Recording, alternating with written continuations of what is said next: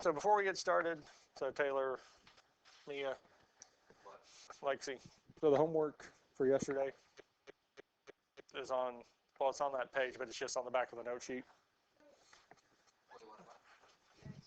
So 7-1s is on that page right there. So the last one. So right there. So if you notice, that is page 369. So 3 through 8, 11 through 14, or 11 through 18. Yes. So I still put the page number because Google Classroom does have the PDF version of the book. So I put it there just in case you're pulling the actual book up. But I do include the digital or a copy of the worksheet, of the homework sheet. Yeah. Because I found that to be a better option than giving you all a textbook to have to keep up with. And realistically, book homework is pretty much a worksheet just in a book. So we have those there.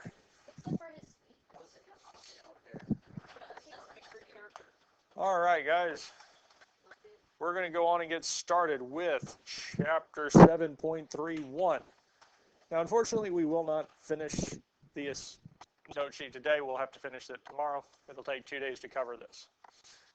Now, a rational expression is a fraction whose numerator and denominator are non-zero polynomials. So that means we have x's, something like this here. This is an example of a rational expression. We have variables on top and bottom. And we say non-zero because, well, we're just saying that the numerator isn't going to be 0 or the denominator is not going to be 0. Because if the numerator is 0, well, the whole thing becomes 0. The whole thing just becomes 0. And if the denominator is 0, it is undefined because we can't divide by 0. So numerator and denominator can't be 0. We're going to have variables or numbers in the top and bottom of the fraction. Now, the domain of a rational expression excludes values that make the denominator 0. So anything that will make the bottom of the fraction be 0 is excluded. We can't have it. So for this here, anything that would make x minus 7 be 0, we can add 7 to both sides, telling us x cannot be 7. So we can have any other value of x for this here except for 7, because if x is 7, we have 0 in the denominator. It doesn't work. So there are some values that don't work. We call those restrictions. And a rational expression is in simplest form when the numerator and denominator have no common factor other than positive 1 or negative 1. So there are no other common factors involved. Questions on this so far? Okay. First thing we're going to look at is simplifying before we start looking at multiplication or division. Let A, B, and C be expressions with B different than 0 and C different than 0.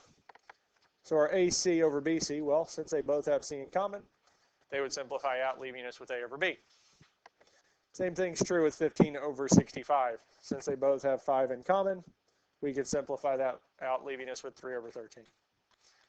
Same thing's true with our expression. Since we have x plus 3 in common on top and bottom, one of them would cancel out on top and bottom, leaving us with 4 over x plus 3. So we're going to look at first doing some simplifying, if possible. So when we look at this one here, is there something in common on top and bottom? Well, the 4 and 2 do have something in common, but unfortunately, the x plus 2 is sticking those two together. We can't just simply cross it out. So I put this first one here. It's kind of a little bit of a trick. It's actually simplified. It doesn't simplify any further. That is as simplified as it gets.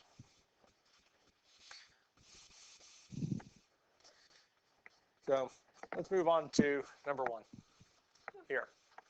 is there something in common on top and bottom? X plus 1. Now, I'm going to work through this and kind of show you exactly why this works with multiplication. We won't have to do it from here on out. Because really what we could say is that what? The x plus 1 and x plus 1 cancels, leaving us with 2 over x plus 3.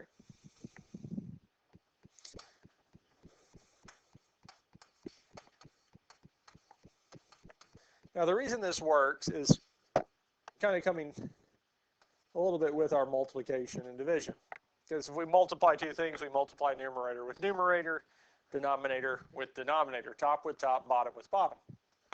But we can also break that back apart.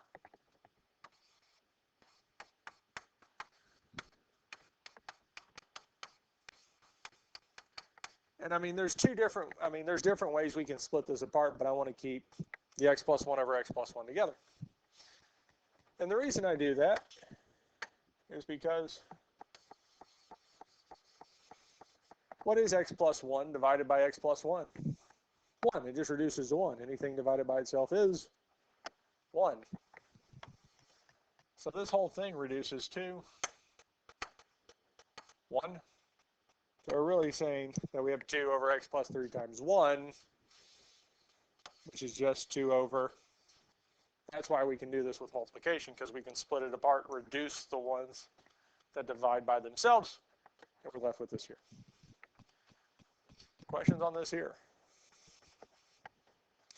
Now again, we said that the domain, our values of x here, cannot make the denominator be 0, and these are our restrictions.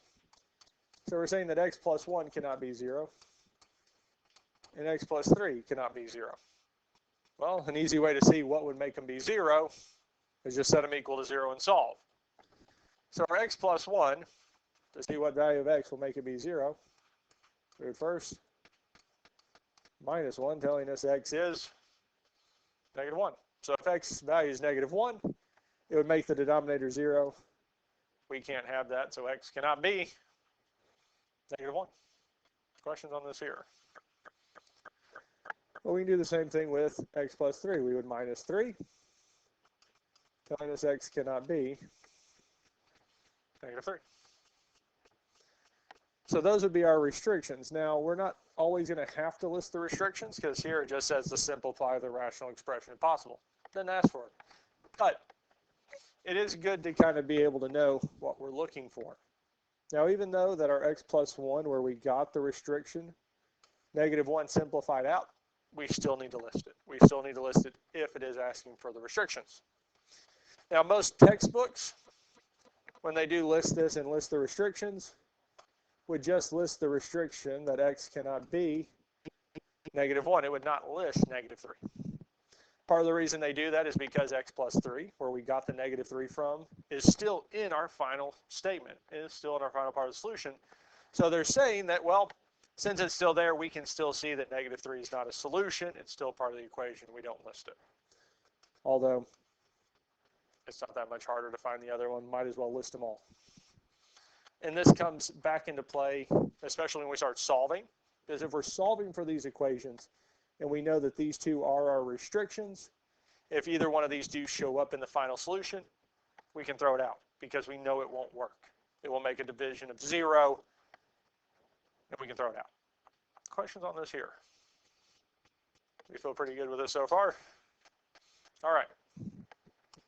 Let's look at the next one. X squared minus 4x minus 12 over x squared minus 4. Now, it might be very tempting to want to cross out the x squared and x squared. Do this here and then simplify 4 and 12. Unfortunately, that does not work. We can't just cross that out. And part of that is going into our properties with adding and subtracting rational expressions, because if we're going to add or subtract a over b plus c over b, if we add two expressions, the denominators have to be the same. And when we add them, we end up getting a plus c over b. We combine the numerators and the denominator stays the same. And if we did that with this here, well, our first one would be x squared over our x squared minus 4. Those are not the same on top and bottom. We can't just cross out the x squared. We have plus, then we'd have negative 4x over our x squared minus 4. Well, we don't have just an x term minus, or plus, negative 12 over x squared minus 4. In neither of these three cases, we have something in common on top and bottom we can't just cross out. Y'all see the difference between the two? Kind of. We can't just do it this way here. But we can factor these. Because if we factor them, two things multiply together. We have multiplication. We can simplify with multiplication. We can't simplify with just addition and subtraction. Now, out of these two, personally, I think the denominator is easier to factor than the numerator. X squared minus 4 is a difference of perfect squares, yes? So the signs would be opposite. What times itself is x squared? X and x, yes? What times itself is 4? 2 and 2, yes? Because we know it's a difference of perfect squares because we don't have a middle term. X squared is a perfect square. Something times itself, x and x. 4 is a perfect square, 2 and 2. So we have a difference of perfect squares. And whenever we're simplifying, or especially with multiplication, we'll have to simplify eventually, it's good to factor these here. And it's always good to factor whichever one you can see the factors of first, or find easier to factor. So we have x plus 2 and x minus 2, yes? If it's going to simplify, we need something in top of the fraction to be the same as something on bottom. So if something's going to reduce, one of the two parts on top needs to be x plus 2 or x minus 2. Because if we have one of those two, we have something in common on top and bottom, and it would cancel out. So let's factor the numerator. X squared minus 4x minus 12. Since the third term is negative, our signs are opposite, positive and negative. Only factors of x squared are x and x. Factors of 12. 1 and 12. 2 and 6. 3 and 4. 3 and 4. Which set of factors do we want? So 2 and 6, yes? Because we could try 3 and 4, but if we put 3 and 4, x plus 3 doesn't match with either one on bottom. X minus 4 does not match up, so nothing would reduce. And I mean, I could flip it, 4 and 3, but again, nothing in common. Because if this did work out to be it, this is as simplified as it gets. We can't reduce it any further. So we want 6 and 2. Where do we want to put the 6 and 2? 6 first, 2 second. Okay. 2 first. 6 negative. And we can still check this if we want. X times negative 6 would be negative 6x. 2 times x would be plus 2x. And negative 6 plus 2 is indeed negative 4x. That is the middle term we wanted, yes? Now we have multiplication, kind of like the last problem, yes? Do we have something in common on top and bottom? So our x plus 2 and x plus 2 will cancel, leaving us with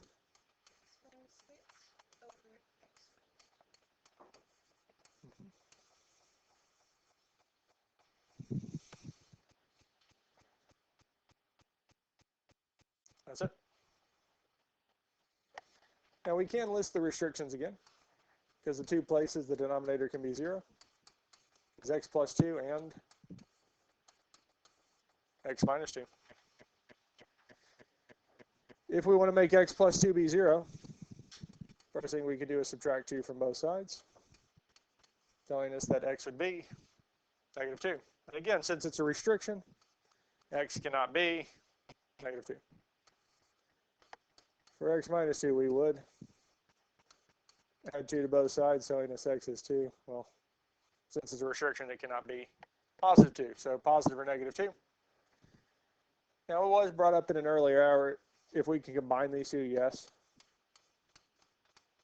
We can combine them with the plus or minus. saying x cannot be positive or negative 2. But that's it.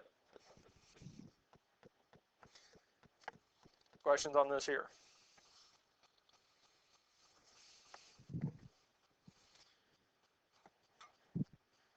We ready for the next one?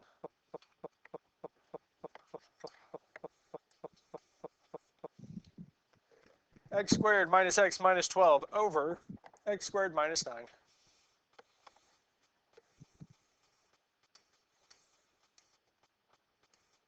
Since the numerator and denominator both have a degree 2 are x squared, we're going to be able to factor both.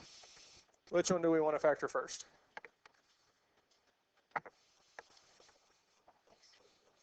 I'd do x squared minus 9 because that is a difference of perfect squares, yes? So the signs would be opposite. One would be positive, one is negative. Our factors of x squared would be x and what factors of 9 would we use? 3 and 3. X plus 3 and x minus 3. Difference of perfect squares. Now our x squared minus x minus 12, since 12 is negative, our third term is negative, our signs would be opposite. Only factors of x squared are x and x. Factors of 12 are 1 and 12, 2 and 6, 3 and 4. Which factors of 12 do we want to use? 3 and 4, because that's the only way we can get something in common on top and bottom. Which, put the 3 with the plus, 4 with the minus. And again, we can check this just to make sure.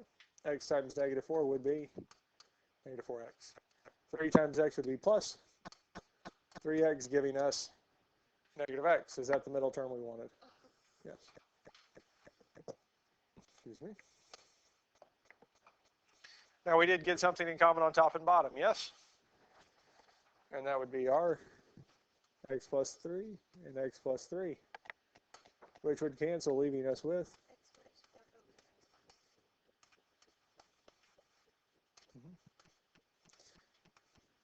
and we can put the parentheses around it. Since they're the only term on top and bottom, we could leave it off, but either way works.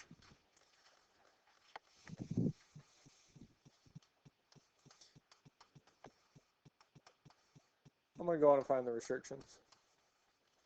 Even though these don't ask for it, the homework doesn't ask for it, I think it's still good to find them, and it's not that hard to find them. If they're x plus 3, we would. I don't believe so. I think it lists them, but I don't think it asks for them specifically.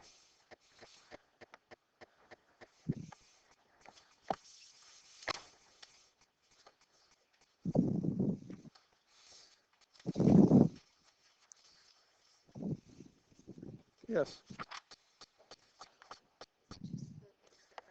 So our restrictions are going to be whatever is going to make the denominator be 0.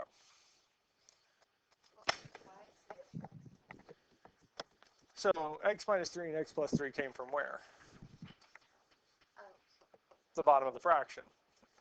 So if x was negative 3 in this setup here, because here we'd have negative 3 plus 3 times negative 3 minus 4 over negative 3 plus 3 times negative 3 minus 3.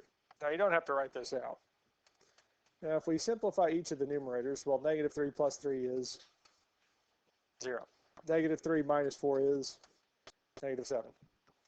Negative 3 minus 3 is 0. Negative 3 minus 3 is negative 6. Well, that will give us 0 over 0, but we can't divide by 0. So it doesn't work. Does that make sense? Yeah, so I was just replacing the x with negative 3, gave us the denominator of 0. Now our other one, our x minus 3, tells us x cannot be positive 3. And again, I can replace all the x's with positive 3. Now we do get some different values for this here. Now our 3 plus 3 on top is 6. 3 minus 4 is now negative 1. Now 3 plus 3 is 6. 3 minus 3 is 0. Now the numerator is going to become negative 6, but the denominator is still 0. So it gives us the denominator of 0. So it doesn't work.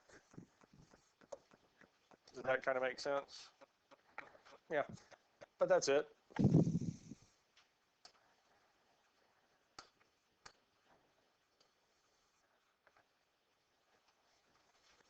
Let's look at the next one. X plus 4 over x squared minus 16.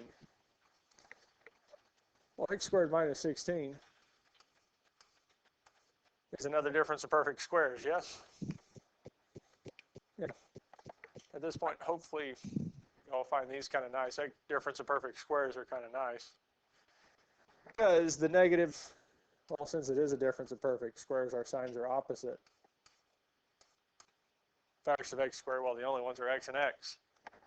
16 would be 4 and 4.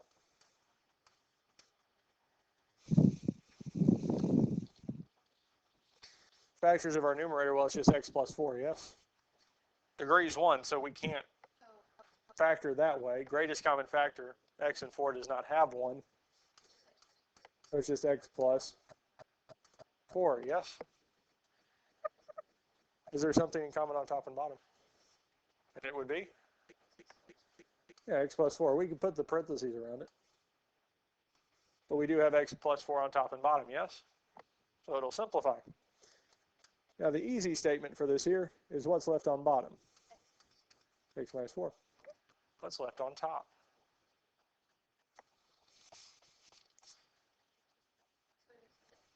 It does work.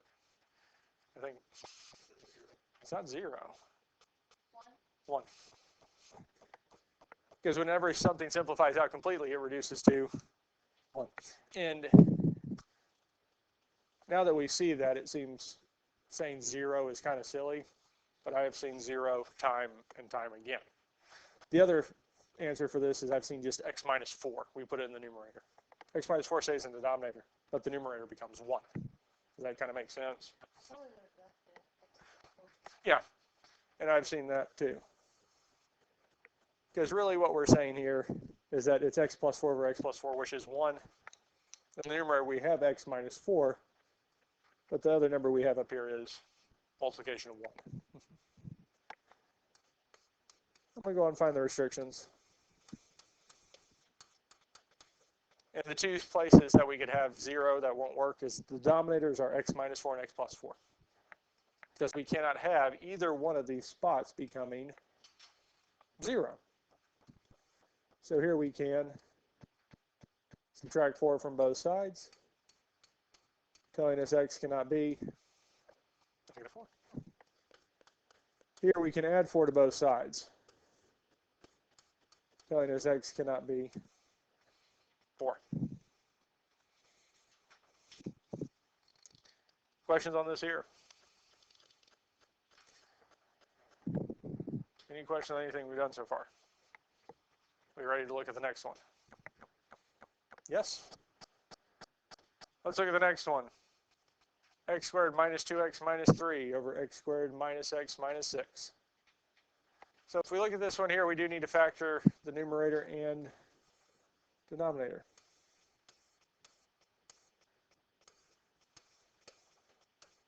Doesn't matter which one we factor first.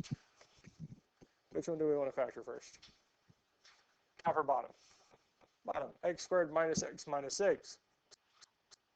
Since our third term is negative, our signs are opposite. Factors of x squared are x and x. Factors of 6, 1 and 6, 2 and 3. Which one of these two factors do we want to try first? 2 and 3.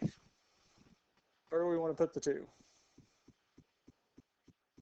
First one, 3 in the second. And we can check this here to make sure. X times negative 3 would be negative 3x. 2 times x would be plus 2x, giving us negative x. So that is the middle term we wanted.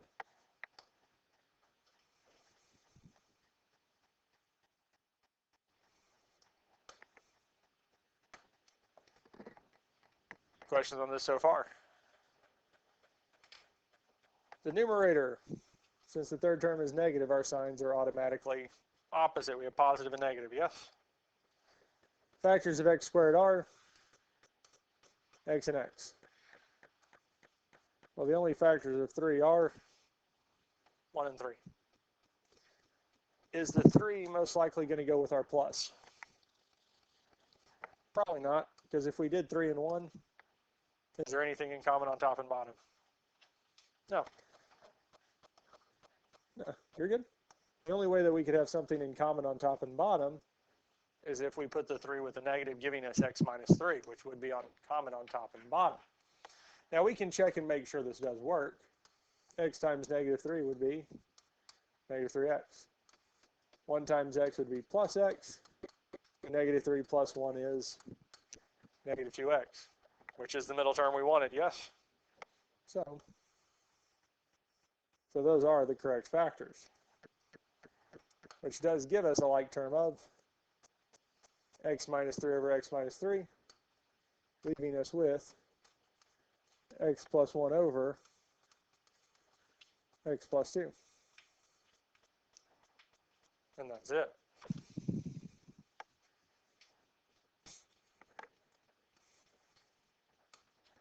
And again, one more time, I'm just going to look at the restrictions. Now the two places that would cause issues is the x plus 2 and x minus 3 on bottom. With our x plus 2, first thing we can do is subtract 2 from both sides, telling us x cannot be negative 2. For the other one, we can add 3, telling us x cannot be 3. So our restrictions for this here are negative 2 and 3. Questions on any of this so far? All right. We ready for the next one? Next core concept is multiplying. When we multiply two expressions, we multiply straight across. Numerator with numerator, denominator with denominator.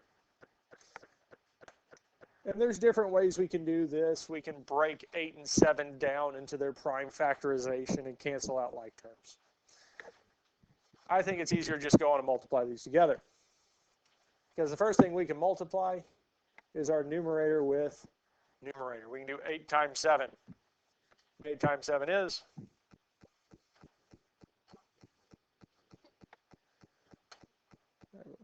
8 times 7 is 56.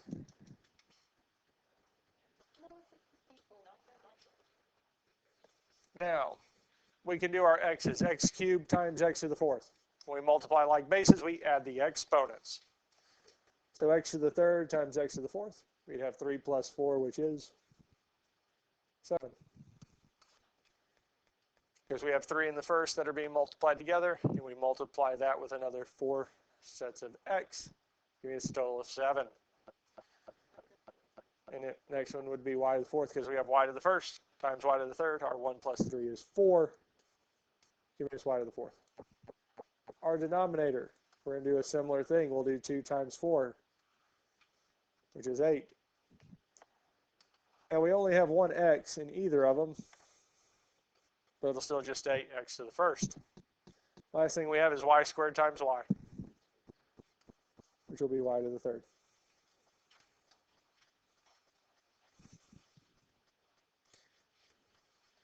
Now at this point here, there is some stuff in common on top and bottom. And the first thing we can look at is 58 over 8, 56 over 8. Yeah, 56 over 8 is just 7. So it stays in the numerator. I still put the division bar, our fraction bar, just in case something stays on bottom. So we'll see here till the end. X to the 7th over x to the first. Whenever we divide, like exponents, we subtract. So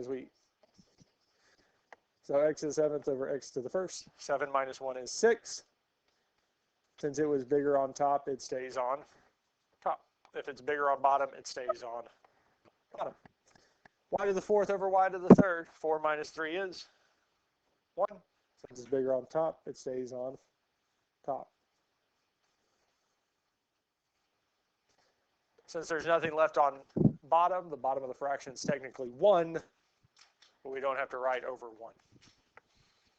So in these cases here where everything simplifies out of the denominator, I just circle it and include the division line as part of the circle. Questions on this here? Well, funny enough, our restrictions for x and y, they can't be 0 because they're all just being multiplied together, and the only way to make 2 or more things multiplied together to be 0 is if one of them is 0. So they can't be 0. All right, we're going to look at another one here. Again, we can just multiply these together. 6 times 9 is 54. X squared times x to the 5th. We multiply like bases. We add the exponent, so 2 plus 5 is indeed 7. Y times y squared, y to the first times y to the second, y to the third, y cubed. The denominator, 3 times 2 is 6. And again, they only put one x in either spot in the denominator, so we still just have x to the first. But we do have y cubed times y to the third times y to the first could be y to the fourth, because we have 3 plus 1, giving us 4. Now at this point here, 56 over 4, or 56 over 6, not 4, is 9. 9 over 1 are just 9. X to the 7th over x. Again, we can subtract the exponent. 7 minus 1 is 6. And since it's bigger on top, it stays on top. Y to the 3rd over y to the 4th. Well, we can do 4 minus 3, which is 1. Is it bigger on top? It's bigger on bottom, so it stays on bottom. So our final answer is 9x to the 6 over y. And again, we can list the restrictions. X cannot be 0 and y cannot be 0. Questions on this here?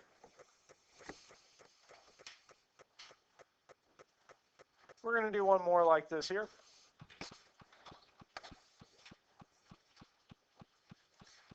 So when we look at this last one here, first thing on top, we can do 3 times 6.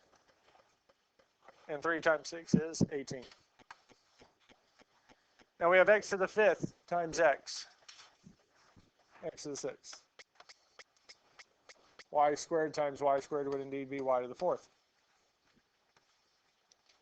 The denominator, we can do 8 times 9, 72. X times x to the 3rd would be x to the 4th. And y times y is y squared.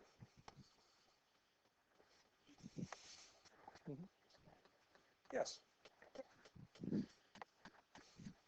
Okay. I got it.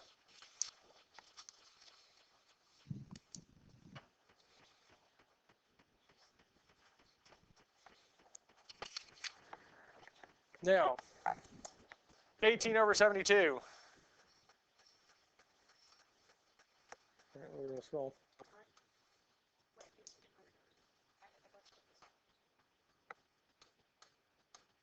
Over 72 is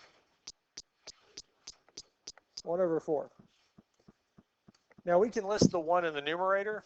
I normally wait to the end because 1 times anything else is just whatever the other thing is. So if we have x still in the numerator, we don't have to do 1 times x. We can just leave it as x. So let's see what happens with our variables x. X to the 6 over the x to the 4th. 6 minus 4 is 2. Is it bigger on top or bottom? Top. So the x squared stays on top. So we could write it as 1 times x squared, or we can just leave it as x squared. And we do have y to the 4th over y squared. 4 minus 2 is 2. Since it's bigger on top, it stays on top. So we have x squared, y squared over 4. And again, x cannot be 0 and y cannot be 0. Questions on this here?